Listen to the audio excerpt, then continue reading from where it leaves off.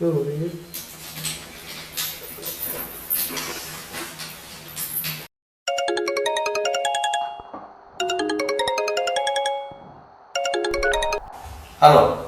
হ্যাঁ, ডিস্টার্ব করলাম নাকি? হ্যাঁ, ডিস্টার্ব তো একটু করলেনই। শুনুন, আপনার যদি কিছু বলার থাকে আপনি কিছুক্ষণ পরে ফোন করুন, ঠিক আছে? কারণ আমি এখন একটু ব্যস্ত আছি। আপনাকে কিছু কথা বলার ছিল। না, আপনি পরে ফোন করুন, আমি একটু বিজি আছি। ফোনটা কাটবেন না, আমাকে আপনার কথাগুলো এক্ষুনি বলার দরকার। ওহ, ওকে ওকে, বলুন কি বলবেন, একটু তাড়াতাড়ি বলুন। 13 এপ্রিল দুটি খুন হয়েছিল একসাথে, একটি ছেলে ও একটি মেয়ে, একই ঘরে, রোহিণী অ্যাপার্টমেন্ট, রুম নাম্বার 108। খবরটা প্রথম আপনি কভার করেছিলেন না? রোহিণী অ্যাপার্টমেন্ট, দুজন খুন। ও হ্যাঁ হ্যাঁ, বলুন বলুন, কি কথা বলুন। খবরটা টেলিকাস্ট হলো, পুলিশও এলো, এটা নিয়ে তদন্ত হলো, কিন্তু ধরা পড়লো একটি নির্দেশ ছেলে। যে আসল খুনি তাকে এখনো পুলিশ ধরেইনি, আর ধরতেও পারবে না কখনো।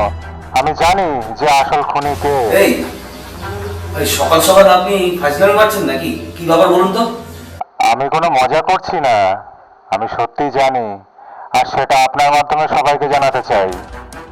হঠাৎ একদিন বাদে আপনার মাথায় শুভবুদ্ধির কারণটা জানতে পারি? সব কথা কি ফোনেই শুনে নেবেন নাকি? না সেটা নয়, আপনি যে সত্যি কথা বলছেন তার কি প্রুফ আছে? আমি কোনো কাজ প্রমাণ ছাড়া করি না, আমার বাউন্ডারি কখনো ফলস হয় না। এই যে আপনি, আপনার নাম সঞ্জয় ঘোষ, আপনার বয়স 35, 7 বছর আগে আপনার বিয়ে হয়েছিল, আর বর্তমানে সেটা ডিভোর্স। আর ঘরে আপনি আর আপনার বয়স্ক মা থাকে, সুভাষচন্দ্র লেন, ফ্ল্যাট নাম্বার 20। আর কিছু বলবো? আপনার অ্যাড্রেসটা বলুন, আমি আসছি।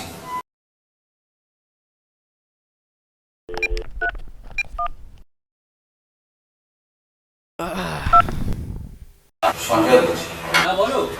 তো ক্যামেরাটা কি কাজে দেবে? আর বলো না, আমার অবস্থা তো খারাপ হয়ে গেছে। কেন, কি হয়েছে তোমার? আরে ক্যামেরা সেটিংটা প্রবলেম দিচ্ছে, অন হলে অফ হচ্ছে না, অফ হলে আবার অন হচ্ছে না। ক্যামেরাটা কি কাজে দেবে? ক্যামেরা তো গেছে ভোগে, একটা রেকর্ডার আছে, চলবে?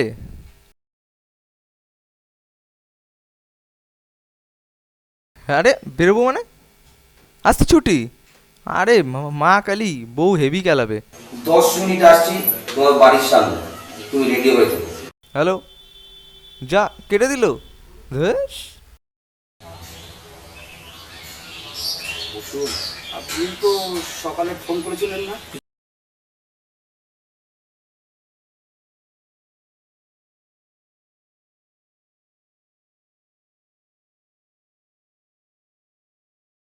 বলছিলাম ওই পানীয় চাটার কোনো ব্যবস্থা হবে?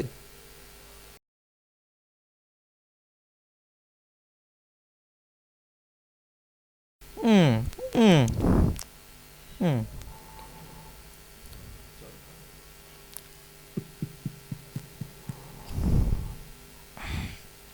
হুম। আচ্ছা, আপনি পুলিশের কাছে না গিয়ে আমার কাছে, মানে কেসের কাছে কেন এলে বলুন তো? বলবো, সব বলবো, বলার জন্যই তো আপনাকে ডেকেছি। কেন আমি পুলিশের কাছে না গিয়ে আপনাকে ডাকলাম, সব বলবো। একটু পরেই সব কিছু জলের মতো পরিষ্কার হয়ে যাবে। মনে পড়ে রোহিণী অ্যাপার্টমেন্ট, 13 এপ্রিলের ঘটনাটা? রুম নাম্বার 108, দুটো খুন হয়েছিল। ছেলেটির নাম অভিরাজ এবং মেয়েটি দীপ্তি। এটা আবার নতুন কি? বাকি কিছু থাকলে সেটা বলুন। দীপ্তি, জানেন, ওর সাথে আমার নাইট কুইন ক্লাবে দেখা, আর সেই দিনই আমি ওকে ভালোবেসে ফেলেছি। কিন্তু ওকে কোনোদিন বলতে পারিনি। আর যখন বলতে গেলাম তখন সব কিছু শেষ। আপনার দীপ্তির ভালো লাগার সাথে ফোনের কি সম্পর্ক? হ্যাঁ বলছি, শুনুন তাহলে। Figa undi, musical, magical, trance undi. DJ, playlist to trendy ga undi. Backstage, tisukellala nundi. রোজকার মতো সেদিনও একা একা বসে বিয়ার খাচ্ছিলাম। সেই সময় বারে এলো দুটি মেয়ে, রিমা ও দীপ্তি। This is a private party. রিমাকে একটু বোল্ড মনে হচ্ছিল, but দীপ্তিকে It's a private party. একটু অন্যরকমই লাগলো। Now, সত্যি কথা বলতে সত্যি একটু অন্যরকম লাগছিল। I'd say, তাই তো আমি ওকে এতটা ভালোবেসে ফেলেছিলাম। paparazzi. আমি শুধু ওকে অবজার্ভ করছিলাম। Secret location, private ওকে খুব party. সুইট লাগছিল জানেন তো, My invitation. এত ভালো লাগছিল যে আমি নজর সরাতেই পারছিলাম না ওর থেকে। আমার মধ্যে একটা আলাদা ফিলিংস কাজ করছিল জানেন তো, খুব ভালো লাগছিল। হয়তো এটা আমার প্রথম প্রেম, সত্যি আমার প্রথম প্রেম। খুব সুইট লাগছিল। আর বিয়ারের বোতল ঠিক আমার ঠোঁটে। যখন আমার বন্ধুকে টাচ করছিল তখন এতটাই রাগ হচ্ছিল, আর যখন পাশে এসে বসলো সত্যি আমার মধ্যে একটা আলাদা রকম ফিলিংস কাজ করছিল। মনে ছিল ওকে একটু ছুঁই, ওকে একটু ভালোবাসি, ওকে একটু আদর করি, কিন্তু সেটা আর সম্ভব হচ্ছে না। আর আমার ভেতরটা আগুনের মতো জ্বলে পুরো ছাই হয়ে যাচ্ছে। একটু ছুঁতে মন হচ্ছিল ওকে, চেষ্টা করছিলাম ওর কাছে যাওয়ার, কিন্তু পারছিলাম না। তারপর শুভ সেদিন বার থেকে বেরিয়ে দীপ্তির বাড়িতে চলে যায়। Party.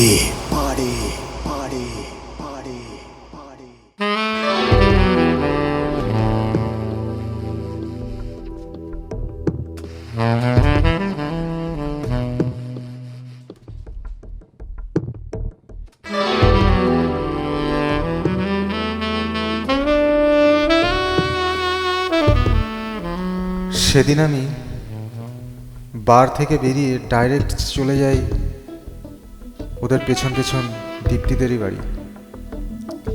ভেবেছিলাম সেদিন ওর সাথে ওর বাড়ি যাব, ওর লোকের সাথে কথা বলবো, ওর বাড়ির ফ্যামিলির সাথে কথা বলবো, ওকে এতটাই ভালোবেসে ফেলেছিলাম। কিন্তু সেখানে গিয়ে আমার কাছে সবকিছু জলের মতো পরিষ্কার হয়ে যায়। আমার বন্ধু অভিরাজ সেদিন দীপ্তির ঘরে, উফ, ভাবলেই কেমন লাগছে। আর ওরা দুজন সেদিন ওখানে ক্লোজ রিলেশনে ব্যস্ত ছিল। আমি শুধু সেটা দাঁড়িয়ে দাঁড়িয়ে দেখছিলাম, এছাড়া কোনো উপায় ছিল না আমার। কি করতাম আমি?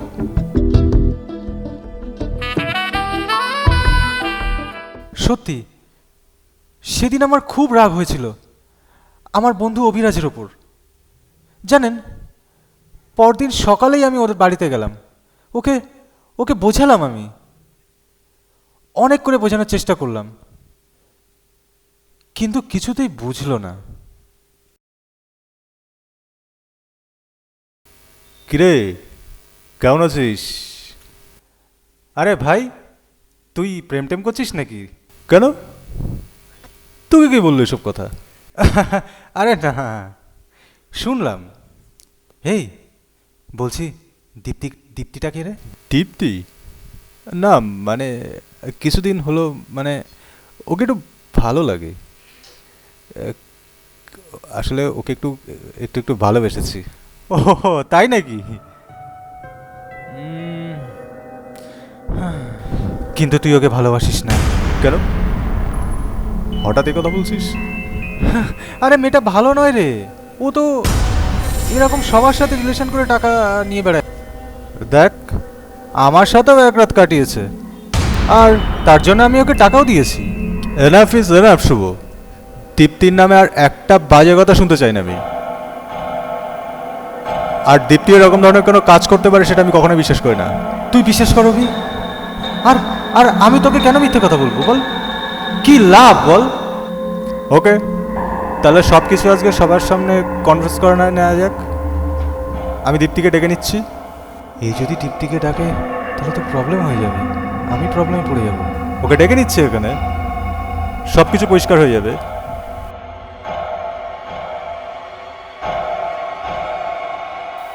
হ্যালো, হ্যাঁ দীপ্তি, কোথায় আছো তুমি? তুমি এখনই আমাদের বাড়ি চলে আসো।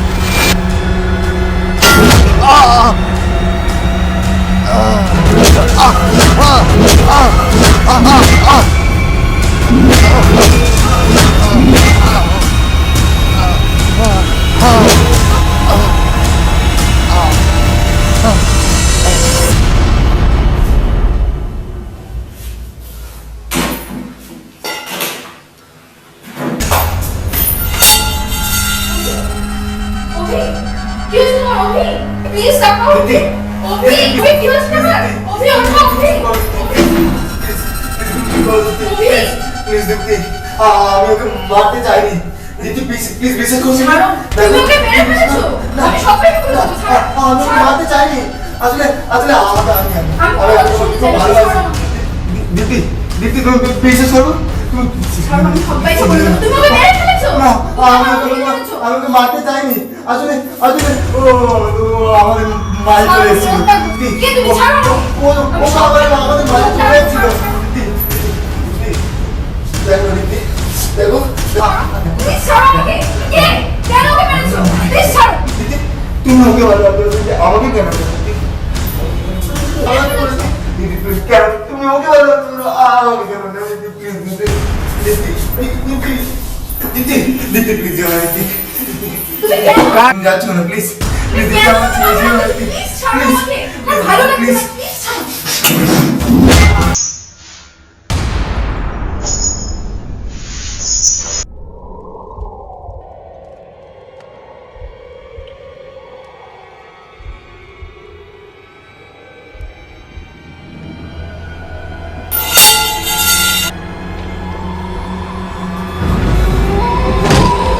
দীপ্তি দীপ্তি দীপ্তি দীপ্তি দীপ্তি প্লিজ কথা বল দীপ্তি দীপ্তি অভি অভি অভি দেখ না তুই কথা বলছিস না দীপ্তি দীপ্তি প্লিজ দীপ্তি কথা বলো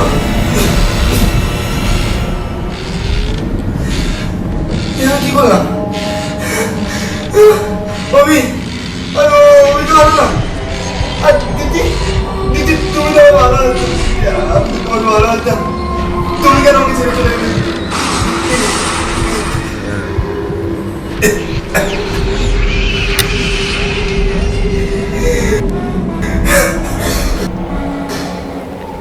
মেরে ফেলেছিলাম সেদিন। আমি আমার বন্ধুকে মেরে ফেলেছিলাম, আর আমার ভালোবাসার দীপ্তিকেও মেরে ফেলেছিলাম।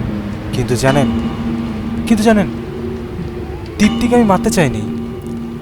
ওকে ওকে আমি খুব ভালোবাসতাম, কিন্তু কি করব, ও আমার কথাই শুনলো না। সেদিন সেই ঘটনার পর সেখানে পুলিশ এলো, তদন্ত হলো, কিন্তু ধরা পড়ল রাজীব, যে কিনা ছিল নির্দোষ।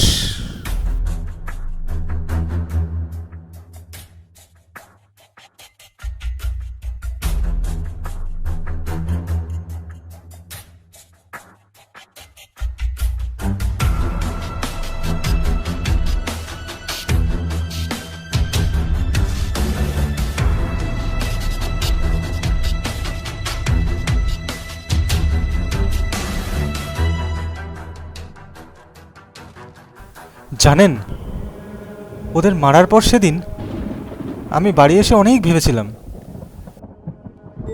যে অভিরাজ ও তো কোনো দোষ করেনি, তাহলে আমি ওকে কেন মারলাম? আর দীপ্তি, ওকে তো আমি ভালোবেসেছিলাম, তাহলে ওকেও বা কেন মারলাম?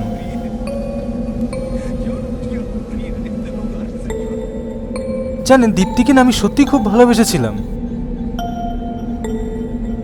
আমি যে এমনভাবে কোনোদিন কাউকে ভালোবেসে ফেলবো আমি নিজেও বুঝতে পারিনি।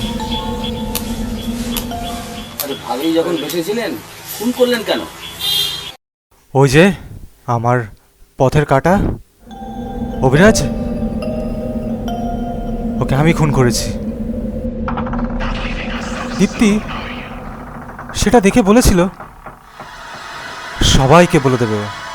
জানেন, তাই আমি আর কিছু না ভেবে ওকে মেরে ফেললাম।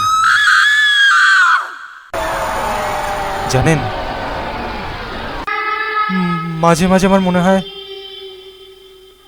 দীপ্তি মরার আগেও আমার এই হাত দুটো ধরে কিছু বলতে চেয়েছিল আমায়। আচ্ছা শুভবাবু, আপনি কি জানেন আপনার এই সমস্ত কথা সব কিছু আমাদের কাছে রেকর্ড হয়ে গেছে, আর যদি এটা আমাদের চ্যানেলে শোনানো হয় তাহলে আপনার গ্রেপ্তার তো অবশ্যই।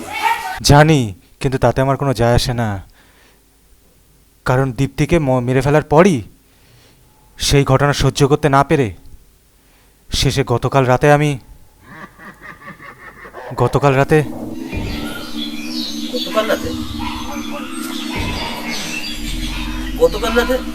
কি করেছেন? আবার খুন? এবার কাকে? না,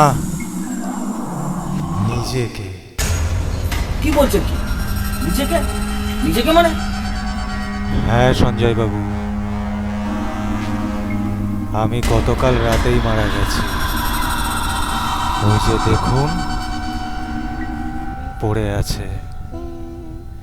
যান যান।